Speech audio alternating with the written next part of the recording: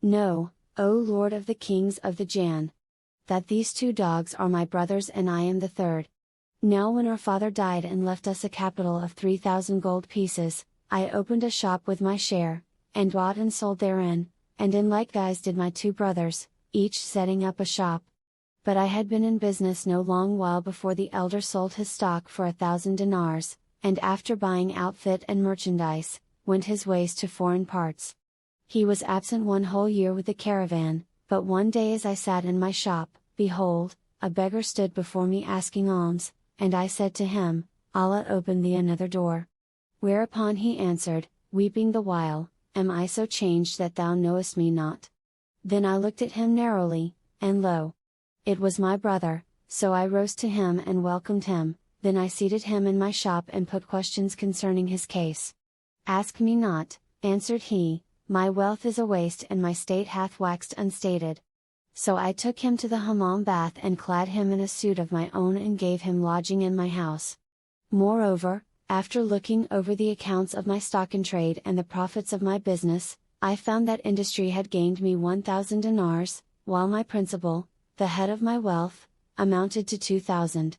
So I shared the whole with him, saying, Assume that thou hast made no journey abroad but hast remained at home, and be not cast down by thine ill luck. He took the share in great glee and opened for himself a shop, and matters went on quietly for a few nights and days. But presently my second brother, yon other dog, also setting his heart upon travel, sold off what goods and stock in trade he had, and albeit we tried to stay him he would not be stayed, he laid in an outfit for the journey, and fared forth with certain wayfarers. After an absence of a whole year he came back to me, even as my elder brother had come back, and when I said to him, O my brother, did I not dissuade thee from travel? He shed tears and cried, O my brother, this be destiny's decree, here I am a mere beggar, penniless and without a shirt to my back. So I led him to the bath, O Jinni, and clothing him in new clothes of my own wear, I went with him to my shop and served him with meat and drink. Furthermore I said to him, O my brother, I am wont to cast up my shop accounts at the head of every year, and whatso I shall find of surplusage is between me and thee. So I proceeded, O Ifrit, to strike a balance and, finding 2,000 dinars of profit, I returned praises to the Creator, be He extolled and exalted, and made over 1/2 to my brother, keeping the other to myself. Thereupon he busied himself with opening a shop and on this wise we abode many days. After a time my brothers began pressing me to travel with them, but I refused, saying, What gained ye by your voyage that I should gain thereby? As I would not give ear to them we went back each to his own shop where we bought and sold as before. They kept urging me to travel for a whole 12-month, but I refused to do so till full 6 years were past and gone when I consented with these words, O my brothers, here am I, your companion of travel, now let me see what monies you have by you. I found, however, that they had not a dua, having squandered their substance in high diet and drinking and carnal delights.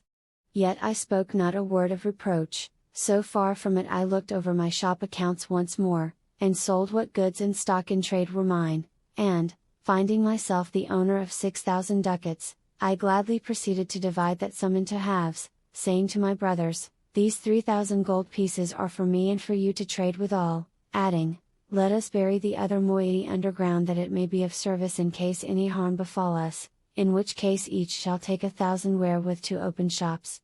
Both replied, Right is thy recking, and I gave to each one his 1,000 gold pieces, keeping the same sum for myself, to wit, 1,000 dinars. We then got ready suitable goods and hired a ship and, having embarked our merchandise, proceeded on our voyage, day following day, a full month, after which we arrived at a city, where we sold our venture, and for every piece of gold we gained 10. And as we turned again to our voyage we found on the shore of the sea a maiden clad in worn and ragged gear, and she kissed my hand and said, O Master, is there kindness in thee and charity? I can make thee a fitting return for them. I answered, Even so, truly in me are benevolence and good works, even though thou render me no return. Then she said, Take me to wife, O my master, and carry me to thy city, for I have given myself to thee, so do me a kindness, and I am of those who be meet for good works and charity. I will make thee a fitting return for these, and be thou not shamed by my condition. When I heard her words, my heart yearned towards her, in such sort as willed it Allah, be he extolled and exalted, and took her and clothed her and made ready for her a fair resting place in the vessel, and honorably entreated her. So we voyaged on, and my heart became attached to her with exceeding attachment, and I was separated from her neither night nor day, and I paid more regard to her than to my brothers. Then they were estranged from me, and waxed jealous of my wealth and the quantity of merchandise I had, and their eyes were opened covetously upon all my property. So they took counsel to murder me and seize my wealth, saying, Let us slay our brother and all his monies will be ours, and Satan made this deed seem fair in their sight, so when they found me in privacy, and I sleeping by my wife's side, they took us both up and cast us into the sea. My wife awoke startled from her sleep and, forthright becoming an Afrita, she bore me up and carried me to an island and disappeared for a short time, but she returned in the morning and said, Here am I, thy faithful slave, who hath made thee due recompense, for I bore thee up in the waters and saved thee from death by command of the Almighty. Know that I am a Jinniyah, and as I saw thee my heart loved thee by will of the Lord, for I am a believer in Allah and in His Apostle, whom heaven bless and preserve. Thereupon I came to thee conditioned as thou sawest me, and thou didst marry me, and see now I have saved thee from sinking. But I am angered against thy brothers, and assuredly I must slay them. When I heard her story I was surprised, and, thanking her for all she had done, I said, But as to slaying my brothers, this must not be.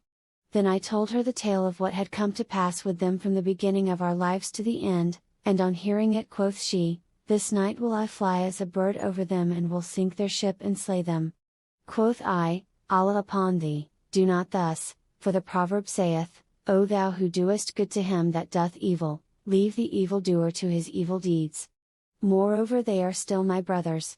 But she rejoined, By Allah, there is no help for it but I slay them. I humbled myself before her for their pardon, whereupon she bore me up and flew away with me till at last she set me down on the terrace roof of my own house. I opened the doors and took up what I had hidden in the ground, and after I had saluted the folk I opened my shop and bought me merchandise.